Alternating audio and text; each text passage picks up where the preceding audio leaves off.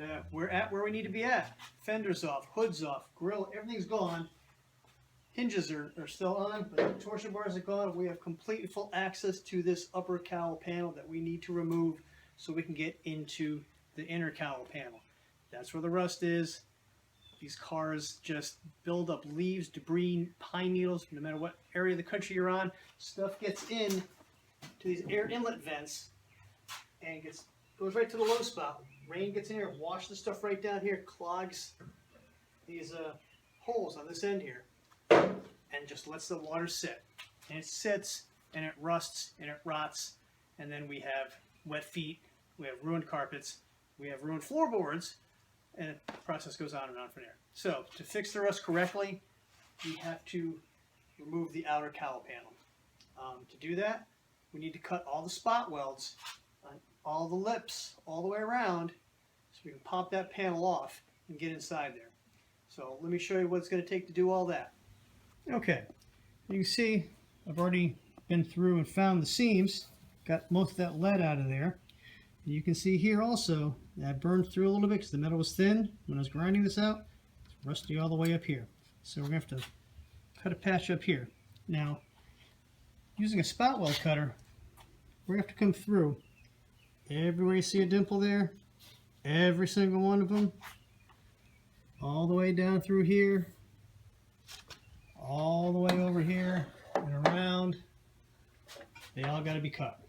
So grab ourselves a spot weld cutter. Now this is you see that there. There we go. A little point in the middle there. It's not a drill bit. It's a spring-loaded punch almost that centers the cutter over the spot weld. And I've never used one like those before, and actually I like it pretty good. What you do have to do, though, first off, is find the center of your spot weld, which really isn't hard. Use a center punch, make a mark on there. That way, your cutter won't walk all over the place. All right, got things set up here now.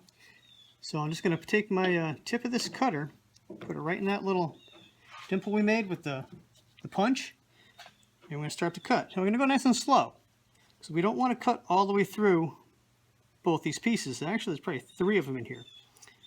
So we just want to cut through the top section.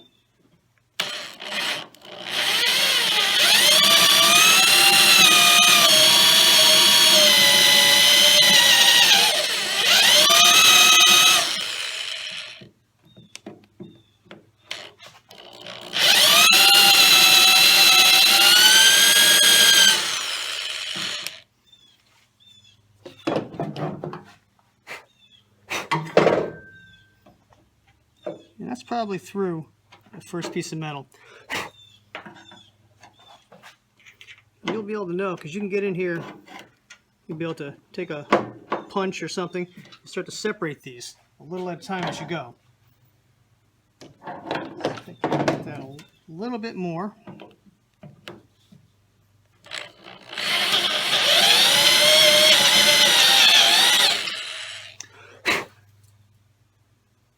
Looks a little better. Now, I tested out the new spot weld cutter the other day, and did a few out here on the outer lip. And you can see how rusty it is underneath this panel here. And same thing up here, same thing here. Now this is starting to come apart already. There's another weld here, and you're going to find that you're going to see the welds, you're going to drill it, and you know what? When the tool and machine at the factory came off, it may have spot welded another shot right there. So it's not an exact science.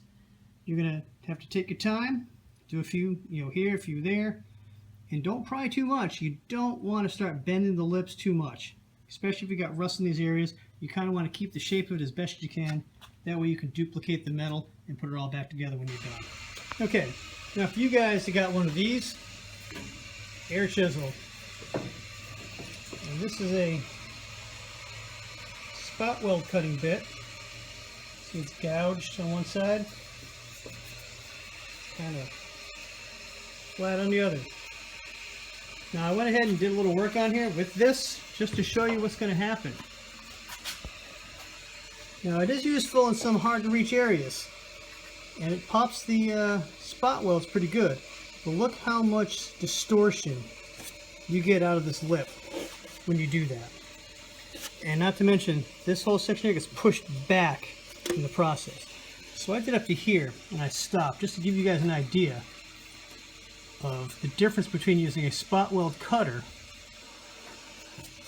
and then using air tools with an air chisel like this. You have a lot more work when you're done here to get it all flattened out and straight, which, you know, isn't hard. A little hammer and dolly work. And you got to go back through and drill some holes where the spot welds are. Probably easier with a drill bit than the spot weld cutter, but you're going to be fixing some damage you caused using the air chisel. Now, up here, I use the spot weld cutter, and then I use the air chisel just to kind of pop it a little bit. And you got a little bit of distortion. I got a little crazy here, but if you got a little, you know, you don't get the spot weld cut spot on, pardon the pun, then you can use the air chisel to kind of pop it a little bit with minimal distortion. So if you have an air chisel and you need to use it sparingly. Otherwise you can do a lot more metal straightening later on. Okay, we went all the way around with our spot weld cutter. Mostly across the top lip where the windshield is. We wanted to keep that one nice and tight. There's some areas on the engine well area lip that were a little hard to get to, especially in the corners. We went to the air chisel with that because there was no need to be dainty. There were rotted areas. The whole corners were going to get rebuilt anyway, so no need to be, you know, nice about it. So we've gotten everything taken out. Loose. Time for the big reveal. Warned you, it's going to be ugly.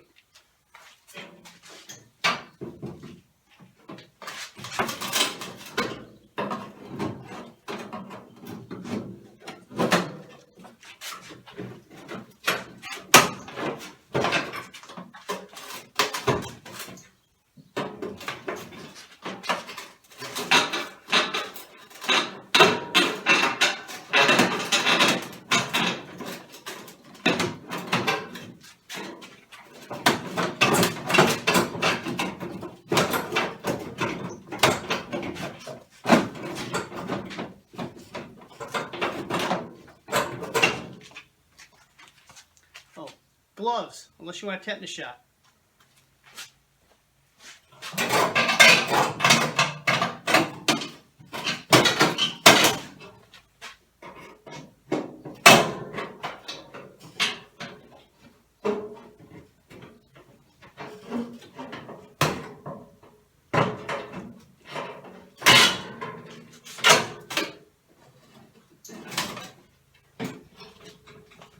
Almost.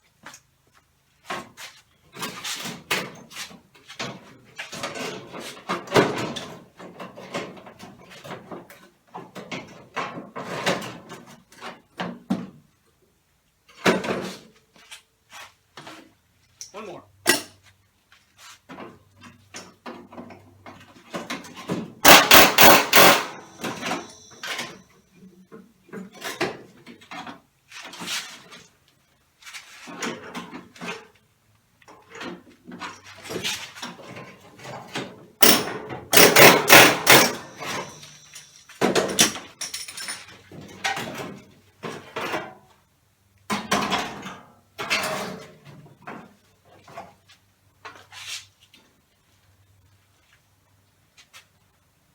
Yeah. Ready for a close-up? Okay, here you go. First look. Apparently they had seam sealed this inside here. You can see there's three pieces in here. You have the outer cowl, the inner cowl, and then the kind of the support comes down here. Now, this is long enough to come off. This is going to have to be rebuilt all the way up in here, all down here, all around the hat.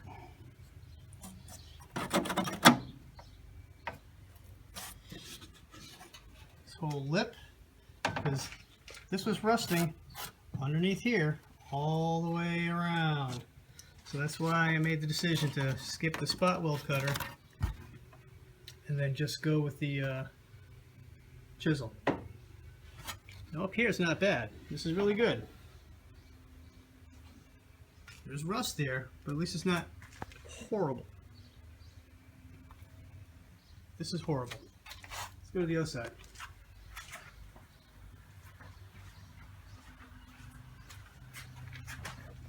Yep, just as bad. You can see that's the hole that's supposed to stay wide open so the water drains out, not backing up causing this.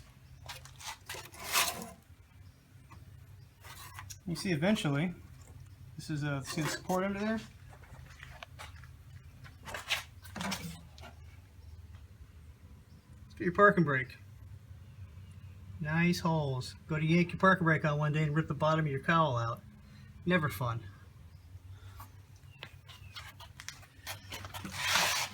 And you see this whole corner is going to have to get rebuilt. That's why I wasn't too concerned about jamming it up with the air chisel. But this whole section is going to have to be rebuilt and put back on. Then the cowl, well, we're going to straighten out some edges here. Yeah, fill in these holes. Actually, we'll fill these holes when we go to spot weld it back on. This whole corner is going to get redone so it lays in nice. Take the hammer and dolly, fix all this up, straighten it out, cut out what we need to cut out, re-weld in new corners and end pieces, whatever we need to do. For the most part, the outer cowl is good. This will get sandblasted. We'll give it a good epoxy coat of primer, top coat it, paint it. But we'll leave these sections here unpainted because what we'll do is we'll tape them off. We're going to coat these with a spray through, a weld through primer on all the edges. Same thing up with the cowl. When we're done, it's going to get all epoxy coated when it's all the new metals in. And we'll tape off these sections where we're going to spot weld back through, spray them with weld through primer, and then we'll prime, we'll weld, and we'll be all set to go. So there you have it. I warned you, it's ugly. Okay, well there you have it.